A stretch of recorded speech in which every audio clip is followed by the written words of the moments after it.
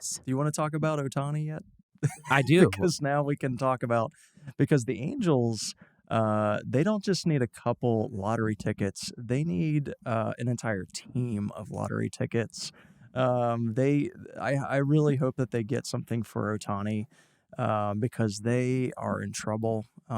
They've actually performed better than I expected them to do this year. Mike Trout is having a very good year, but I think I saw on social media how he's having the one of the worst years of his career, which is still, he's on pace for like 35 home runs or more. He's fine. He's doing well, but maybe not the Mike Trout that we're used to seeing. And he has a huge contract extension, but he's got no support in a team game. Oh, this is so triggering for me. Listen, I need to tell you that Mike Trout has been my favorite baseball player since he burst onto the scene. Exciting to watch, plays the game, quote unquote, the right way. I mean, I don't say that as in if you're flashy, you're not playing it the right way, but there's something about him that gave me the feels of a guy that played 50, 60 years ago. Comes to the yard, does his job, does everything well. And the Angels are so frustrating because and this is really triggering because you're at the trade deadline and you have two generational talents, right? I'm not overstating that when I say that. Two guys. Mike Trout is going to be a first ballot Hall of Famer. He's going to walk into the Hall of Fame easily. Like, there's no debate. And no debate. And anybody who thinks that, you're so full of shit. Sorry. But it's true. Ohtani, I understand a lot of people had hesitancy over whether his game was going to translate to the Americanized game, right? Oh, yeah. Because it happens. There are tons of guys. Okay? There's a lot of there's a large enough sample size, Daisuke Matsuzaka, I'm looking at you, who have come here and not lived up to the expectations. Japanese players particularly. Yes, that's what I mean. Yeah. Shohei Ohtani is not that. He has delivered, and he's changed the game. He's bringing people to the television screens to watch this guy, right? And he doesn't even have the kind of charisma that other guys have. He plays the game the same way that Mike Trout does. The Angels have had these two guys on the same team. They haven't just had these guys over the course of 20 years separated on the same team, and they can't even make the wild card. Do you know how frustrating that is to watch baseball and think no team has that much talent on their team at one time almost ever, and almost every team that's had it has won? This is it's offensive to baseball, and it's offensive to these guys. And I feel like Mike Trout has taken less and put up with so much more crap where he could have won a World Series. And I don't know if it's that he doesn't want it or what, but like, why? Why would you sit there through that mediocre crap? He has 9 postseason at-bats. 9! And we got a little taste of it in the World Baseball Classic where he was actually playing in the championship game, where we're like, I've been waiting to see him in the spotlight in a big championship game. They faced each other. It was one of the most exciting things to happen in baseball in like 20 years. Yep. And it delivered. And Ohtani struck him out. Yes. And he never strikes out. Ohtani played in every game in the World Baseball Classic and won his country the World Baseball Classic. And you have this guy and you've produced nothing. John, how does that happen? No, I'm serious. How does that happen? It's kind of a weird thing. With the Japanese player coming over, like you mentioned Daisuke. There's been a couple Japanese players that have come over where they don't exactly produce. I feel like Ohtani coming to the Angels was almost like testing the waters. Okay, it's a small market team. All they had is Mike Trout, and they had a little bit of money. The owner's willing to spend. They haven't done a very good job. The rotation's not very good, even with Ohtani in the rotation. But it was the rotation. I mean, it seems like it. But even so, like, he's just not able to get it done. And you'll see wasted home runs. Trout hit a home run, they'll lose. Ohtani hits a home run, they lose. And they try.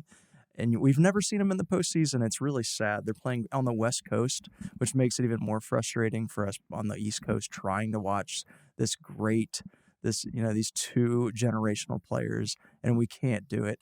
and I feel like I think we are going to see Ohtani win a World Series, but now is the time. He's proven that he can stick around in the U.S. market. I'm not sure what to say about Trout. I'm really sorry about that, man. No, I agree. I was actually He's just thinking in my head that he but unfortunately Ohtani will go somewhere and Ohtani be still is successful. ascending.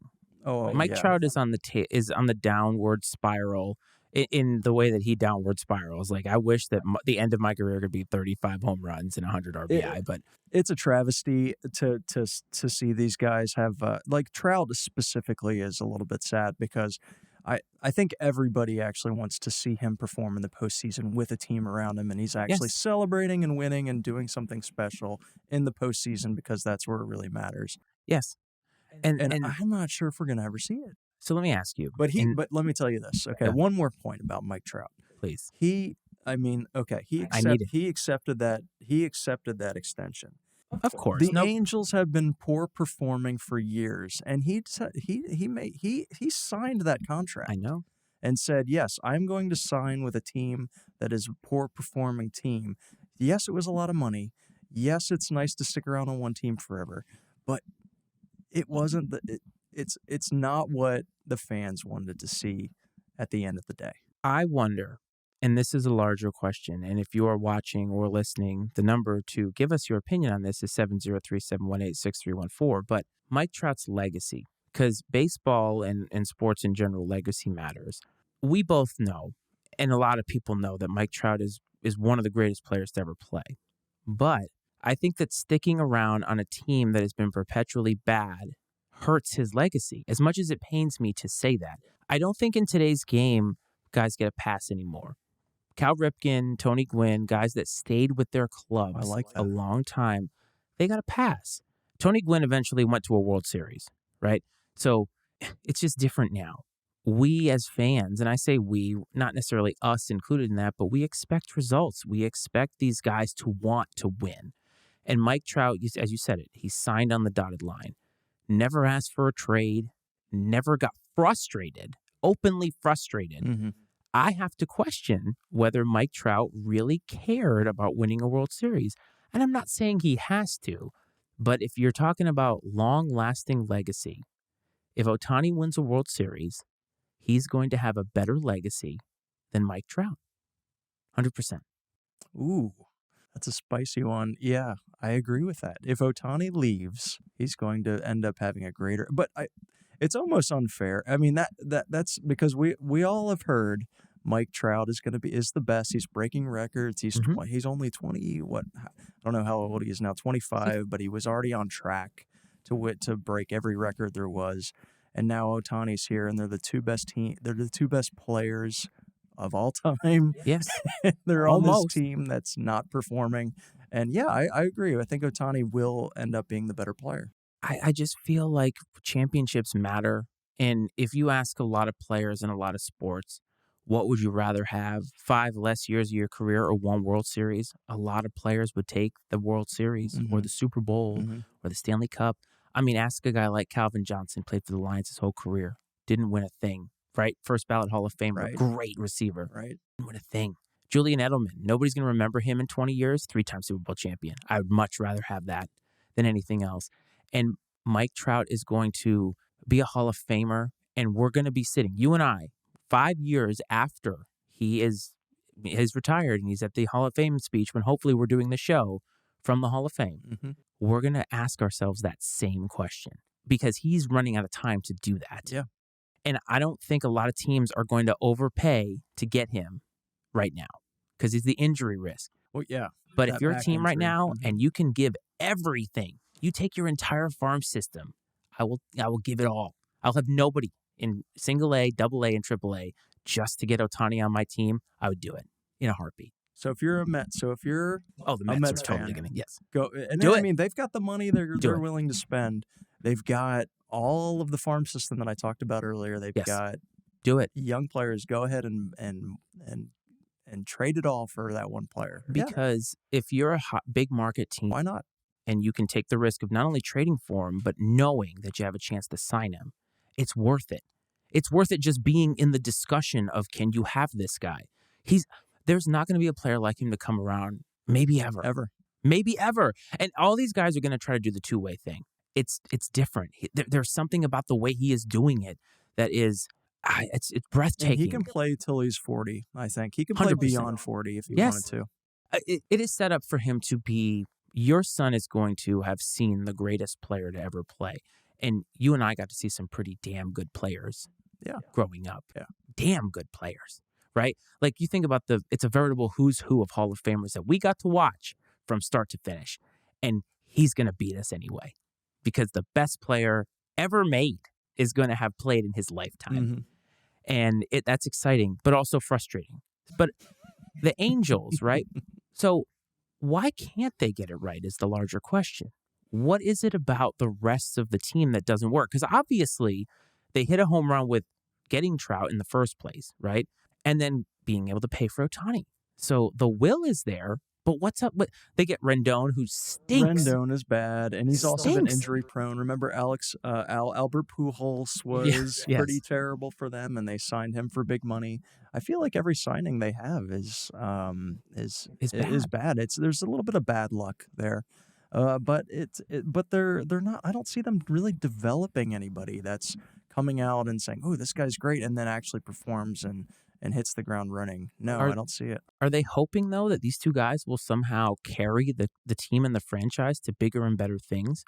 Is that what it is? I think that is the hope. It's a fool's hope. It's a fool's hope. They're not going to be able to do it. They have proven that they can't do it for years and years and years.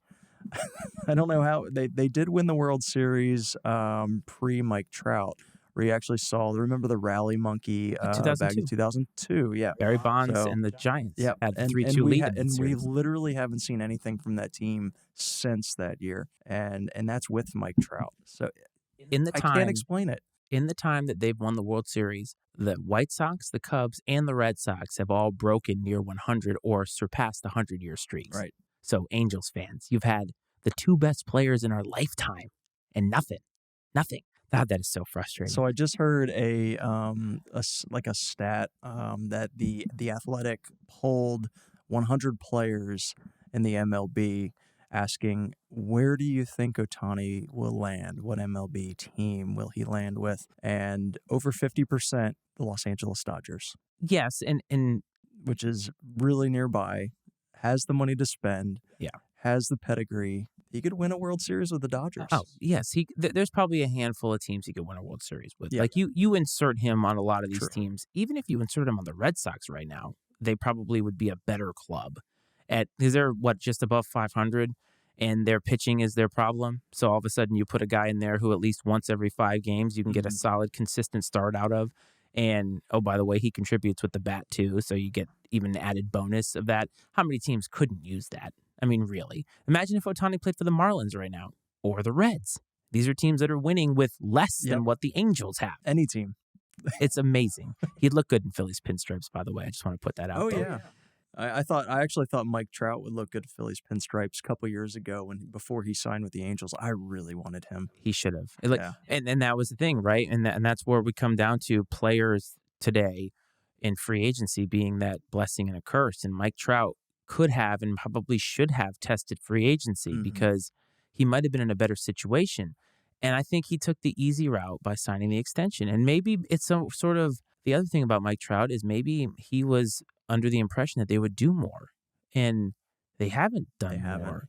And so there's a trust factor for him, and there's something to be said about that. It seemed like I was really hard on Mike Trout for taking that deal and everything, but I hope everybody knows that, like, my respect for him as a baseball player, like my favorite Mike Trout stat before we move on to your segment, is in 4 straight All-Star games, he led off or played in the All-Star game, started the All-Star game 4 years in a row. I can't remember what years they were.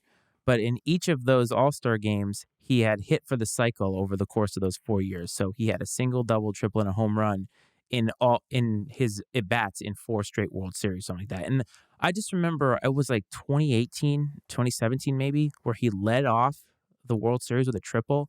And I'm like, my God, I love this guy. Like, he leads off the All-Star game with a triple, which is like the most rare hit in all of the game. And you know what? Mike Trout just leads off the All-Star game. The crazy part is how big he is of a player. He's so fast. Yes. And he's so aggressive. Every time I see it, it kind of blows my mind. And he plays center field. I don't know if he still does or not. Big regret, I did not go to see him play when they came around to the DC area, and I really should have.